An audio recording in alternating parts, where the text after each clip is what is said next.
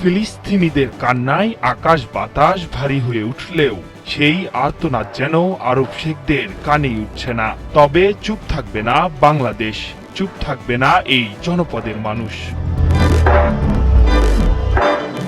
তারই প্রমাণ হয়তো দিলেন বাংলাদেশের জনগণ।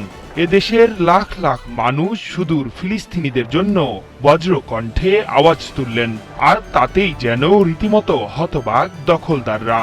সেই সাথে টনক নড়েছে দেশটির প্রথম সারির গণমাধ্যমের। গুরুত্ব দিয়ে প্রচার করা হয়েছে বাংলাদেশের প্রতিবাদ। ইসরায়েলের প্রথম সারির গণমাধ্যম টাইমস অফ ইসরায়েলের একটি প্রতিবেদন নিয়ে শুরু হয়েছে তুমুল আলোচনা। ফিলিস্তিনের উপর যে নির্মমভাবে গণহত্যা, আমরা মুসলমান হিসেবে আমাদের ইমানের দায়িত্ব। টাইমস অফ ইসরায়েল বলছে, ফিলিস্তিনের গাজা উপত্যকায় দখলদার ইসরায়েলের মানবতা বিরোধী হামলার প্রতিবাদ জানিয়ে শনিবার রাজধানীতে মার্চ ফর গাজা কর্মসূচি অনুষ্ঠিত হয়। সোহরাওয়ার্দী উদ্যানে অনুষ্ঠিত এই কর্মসূচিতে অংশ নিয়েছিলেন সব ধর্মবর্ণের প্রায় 1 লাখ মানুষ। তাদের অংশগ্রহণে ঢাকা বিশ্ববিদ্যালয় এলাকা ও সোহরাওয়ার্দী উদ্যান পরিণত হয় জনসমুদ্রে। এ সময় শত শত ফিলিস্তিনি পতাকা হাতে অংশগ্রহণকারীদের কণ্ঠে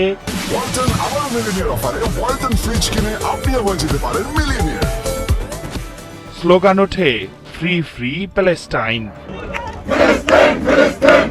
প্রতিবেদনে উল্লেখ করা হয়েছে, এই কর্মসূচিতে অংশ নিয়ে ইসরায়েলের প্রধানমন্ত্রী নেতানিয়াহু, মার্কিন প্রেসিডেন্ট ডোনাল্ড ট্রাম্প, ভারতের প্রধানমন্ত্রী নরেন্দ্র মোদী সহ আরব শেখদের ব্যঙ্গ করে পথনাটক প্রদর্শন করে একদল যুবক।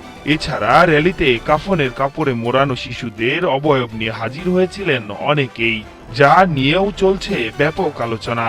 আইনি অস্ত্র এবং যা যা করা দরকার ফিলিস্তিনকে স্বাধীন করার জন্য ওআইসি যেন সেই পদক্ষেপ অতি শীঘ্রই নেয়। গণমাধ্যমটির প্রতিবেদনে বলা হয়, মার্চ ফর গাজা কর্মসূচিতে সংহতি জানিয়ে বাংলাদেশের সাবেক প্রধানমন্ত্রী বেগম খালেদা জিয়ার নেতৃত্বাধীন রাজনৈতিক দল বিএনপি, বিভিন্ন ইসলামিক দল এবং নানা শ্রেণী পেশার মানুষ অংশ নেন। বাংলাদেশে 17 কোটি মানুষের বসবাস।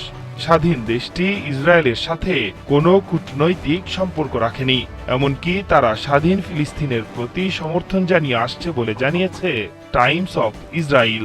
শুধু টাইমস অফ ইসরায়েল নয়, বাংলাদেশের বিশাল বিক্ষোভের খবর গুরুত্বের সাথে প্রকাশ করেছে অ্যাসোসিয়েট প্রেস, আল জাজিরা, আরব নিউজ, ওয়াশিংটন পোস্ট, ইন্ডিপেন্ডেন্টের মতো আন্তর্জাতিক গণমাধ্যমগুলো।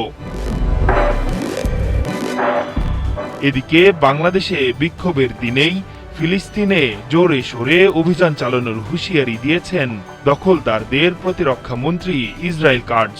এরই মধ্যে গাজার খান ইউনিস ও আশেপাশের এলাকা থেকে স্থানীয়দের সরে যেতে বলা হয়েছে, এমন খবর জানিয়েছে ব্রিটিশ গণমাধ্যম বিবিসি। কাটজ বলেছে, গাজার বেশিরভাগ এলাকা জুড়ে সেনাবাহিনীর হামলা জোরে সোরে আরো বাড়াবে।